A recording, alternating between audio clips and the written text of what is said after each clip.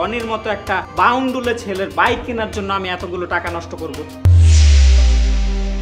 কি ব্যাপার বাবা, তুমি এখানে? তুমি অফিসের ঠিকানা পেলে কোথায়?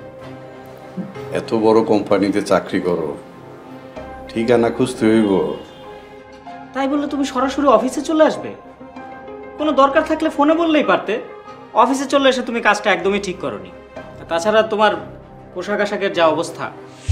না মানে একটা জরুরি দরকারই আসছি, সব কথা তো আর ফোনে বলা যায় না, বুঝো না? আচ্ছা, কি জরুরি বিষয় তাড়াতাড়ি বলো। কেউ আবার তোমাকে দেখে ফেললে নানান রকম প্রশ্ন করবে। রনি একটা বাইক কেনার বায়না ধরছে। তুমি তো জানো আমি পেনশনের যে কয়টা টাকা পাই এগুলো দিয়া সংসারের খরচ চালায় তো বাইক কেনা সম্ভব না, তাই না? হ্যাঁ, তো এখানে আমি কি করতে পারি?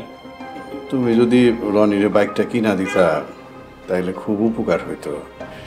এই বাইক নিয়েও সংসারে অনেক ঝামেলা করতেছে। আমি রনিকে বাইক কিনে দেব? অসম্ভব ব্যাপার। এটা তুমি ভাবলে কি করে বাবা? এমনিতে ঈদের সময় নানান রকম শপিং করতে হবে, কত রকম খরচ, এর মধ্যে আমি রনিকে বাইক কিনে দেবো? আচ্ছা, তুমি কি করে ভাবলে যে রনির মতো একটা বাউন্ডুলে ছেলের বাইক কেনার জন্য আমি এতগুলো টাকা নষ্ট করব? এইভাবে বলে না, তোমার না ছোট ভাই, ছোট ভাইয়ের একটা বাইক কিনা দিলে কি হইব?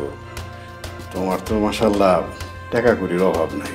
দেখো বাবা, তুমি যা জানো না তা নিয়ে কথা বলো না। হ্যাঁ, এমনিতে ঈদের সময় শ্বশুর বাড়ির জন্য নানান রকম শপিং করতে হবে, একে এই জিনিস দাও, তাকে তা দাও, এসব নিয়ে আছে নানান ঝামেলা। তুমি আসছো আবার বাইকের বাহানা নিয়ে।